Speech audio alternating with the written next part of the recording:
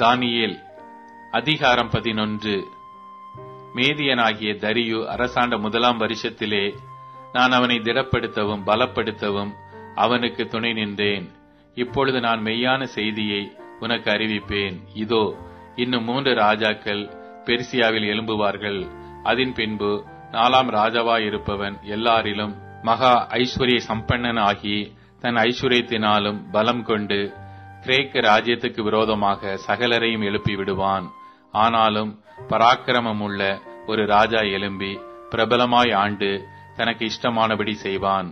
அவன் எழும்பின பின்பு அவனுடைய ராஜ்யம் உடைந்து போய் வானத்தின் 4 திசைகளிலும் பகுக்கப்படும். ஆனாலும் அது அவனுடைய சந்ததியாருக்கு அல்ல, அவன் செய்த ஆளுகையின் படியும் அல்ல.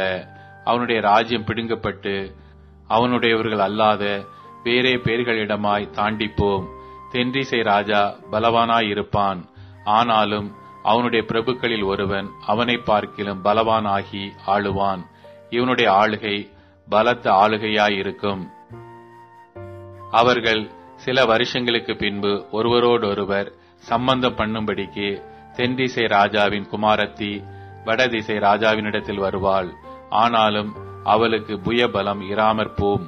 அவனும் அவனுடைய புயமும் நிலை நிற்பதில்லை. அவளும் அவளை அழைத்து வந்தவர்களும் அவளை பெற்றவனும் அவளை அக்காலத்தில் பலப்படுத்தினவனும் ஒப்புக் கொடுக்கப்படுவார்கள். ஆனாலும் அவளுடைய வேர்களின் கிளையாகிய ஒருவன் தன் ஸ்தானத்தில் எழும்பி இராணுவத்தோடே வந்து வடதிசை ராஜாவின் அரணிப்புக்குள் பிரவேசித்து அவர்களை விரோதித்து அவர்களுடைய அதிபதிகளையும் அவருடைய விலையேற பெற்ற வெள்ளியும் பொன்னுமாகிய பாத்திரங்களையும் அவருடைய தெய்வங்களையும் கூட எகிப்துக்கு கொண்டு போய் சில வருஷங்கள் மட்டும் வடதிசை ராஜாவை பார்க்கிலும் நிலையாய் நிற்பான். தென்திசை ராஜா அவன் ராஜ்யத்துக்கு விரோதமாக வந்து தன் தேசத்துக்கு திரும்பி போனான். ஆனாலும் அவனுடைய குமாரர் யுத்தம் செய்ய எத்தனித்து திரளான சேனைகளை கூட்டுவார்கள். இவர்களில் ஒருவன் நிச்சயமாய் வந்து வெள்ளம் போல கடந்து திரும்பவும் தன்னுடைய அரண் மட்டும் யுத்தம் கலந்து சேருவான். அப்பொழுது தென்திசை ராஜா கடுங்கோபம் கொண்டு புறப்பட்டு போய் வடதிசை ராஜாவோடு யுத்தம் பண்ணுவான். இவன் பெரிய சேனையை ஏகமாய் நிறுத்துவான். ஆனாலும் இந்த சேனை அவன் கையில் ஒப்புக் கொடுக்கப்படும். அவன் இந்த சேனையை நீக்கின பின்பு அவனுடைய இருதயம் கர்வம் கொள்ளும்.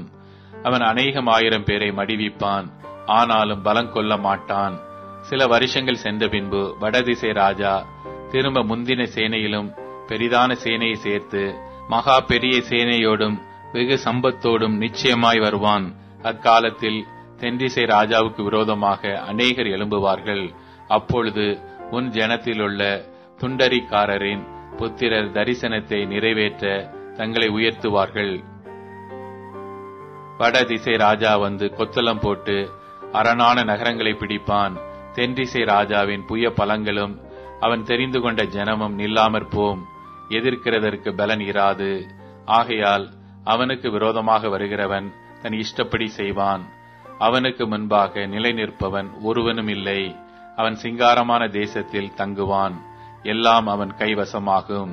தன் ராஜ்யத்தின் வல்லமையோடெல்லாம் தானும் தன்னோட கூட செம்மை மார்க்கத்தாரும் வர இவன் தன் முகத்தை திருப்புவான். இப்படி செய்து கெடுதியுண்டாகும்படி அவனுக்கு ஒரு கன்னிப் பெண்ணை கொடுப்பான். ஆனாலும் அவளாலே ஸ்திரம் பெறான். அவள் அவன் பட்சத்தில் நில்லாள். பின்பு இவன் தன் முகத்தை தீவுகளுக்கு நேராக திருப்பி அநேக தீவுகளை பிடிப்பான். ஆனாலும் ஒரு சேனாபதி இவன் செய்கிற நிந்தையை ஒளிய பண்ணுவதுமல்லாமல் இவன் செய்த நிந்தையின் நிமித்தம் இவனுக்கு சரிக்கு சரி கட்டுவான். ஆகையால் தன் முகத்தை தன் தேசத்தின் அரண்களுக்கு நேராக திருப்புவான். அங்கே இடறி விழுந்து காணப்படாமற் போவான். செழிப்பான ராஜ்யத்தில் தண்டல்காரனை திரிய பண்ணுகிற ஒருவன் தன் ஸ்தானத்தில் எழும்புவான். ஆகிலும் சில நாளைக்குள் கோபமில்லாமலும் யுத்தம் இல்லாமலும் நாசமடைவான். அவன் ஸ்தானத்தில் அவமதிக்கப்பட்டவன் ஒருவன் எழும்புவான். இவனுக்கு ராஜ்யபாரத்தின் மேன்மையை கொடாதிருப்பார்கள். ஆனாலும் இவன் சமாதானமாய் நுழைந்து இச்சகம் பேசி ராஜ்யத்தை கட்டிக்கொள்வான். பிரவாகமாய் வருகிற சேனைகள் இவனாலே பிரவாகமாய் முறிக்கப்படும். உடன்படிக்கையின் தலைவனும் முறிக்கப்படுவான். ஏனென்றால் அவனோடே சம்பந்தம் பண்ணின நாட்கள் முதல் அவன் சூதாய் நடந்து கொஞ்சம் ஜனங்களோட புறப்பட்டு வந்து பலங்கொள்ளுவான். தேசம் சுக வாழ்வோடும் சம்பூரணத்தோடும் இருக்கையில் அவன் உட்பிரவேசித்து தன் பிதாக்களும் தன் பிதாக்களின் பிதாக்களும் செய்யாததை செய்வான். கொள்ளையிட்டு சூறையாடி பொருளை அவர்களுக்கு இறைத்து பங்கிட்டு அரண்களுக்கு விரோதமாக தனக்கு உபாயங்களை யோசிப்பான்.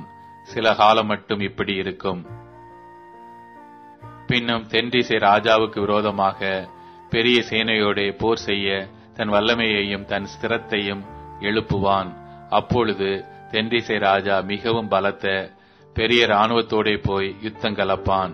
ஆனாலும் அவர்கள் அவனுக்கு விரோதமாக துர ஆலோசனை பண்ணியிருந்தபடியால் அவன் நிற்க மாட்டான். அவனுடைய போஜனங்களை சாப்பிடுகிறவர்கள் அவனை நாசப்படுத்துவார்கள். ஆகையால் அவனுடைய இராணுவம் பிரவாகமாய் வரும். அநேகர் கொலையுண்டு விழுவார்கள். இந்த இரண்டு ராஜாக்களின் இருதயமும் தீமை செய்ய நினைக்கும். ஒரே பந்தியிலிருந்து பொய் பேசுவார்கள். ஆனாலும் அது வாய்ப்பதில்லை. குறித்த காலத்துக்கு முடிவு இன்னும் நிறுத்தி வைக்கப்பட்டிருக்கும்.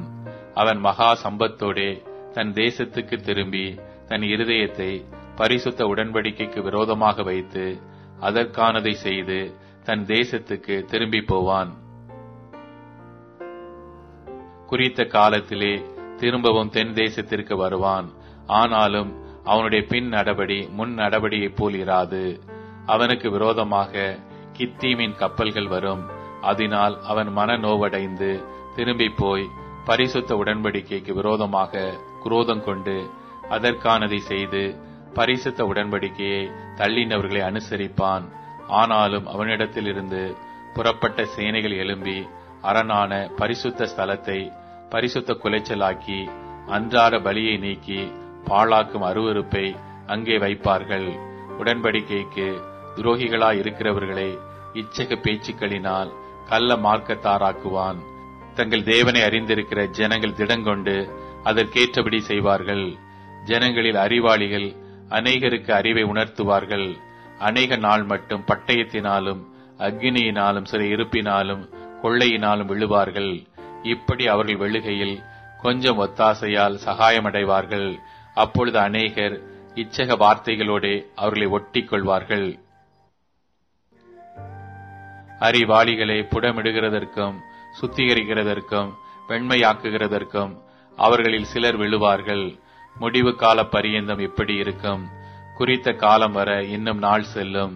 ராஜா தனக்கு இஷ்டமானபடி செய்து தன்னை உயர்த்தி எந்த தேவனிலும் தன்னை பெரியவனாக்கி தேவாதி தேவனுக்கு விரோதமாக ஆச்சரியமான காரியங்களை பேசுவான்.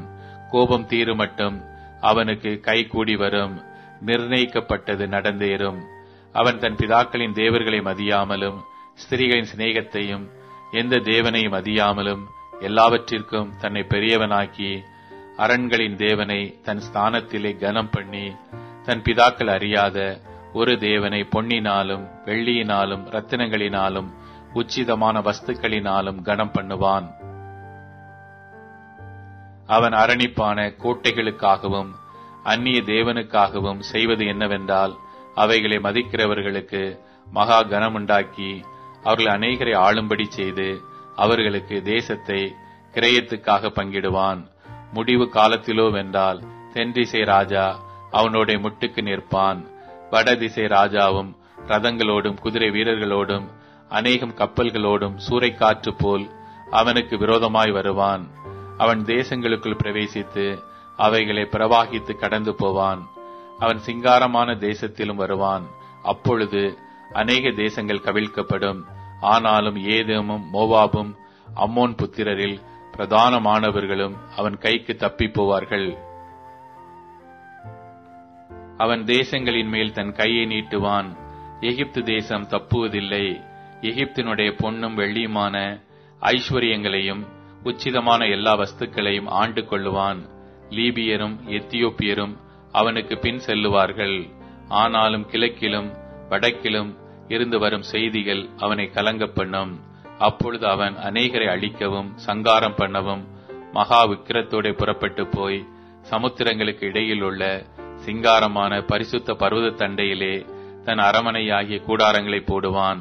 ஆனாலும் அவனுக்கு ஒத்தாசை பண்ணுவார் இல்லாமல் அவன் முடிவடைவான்.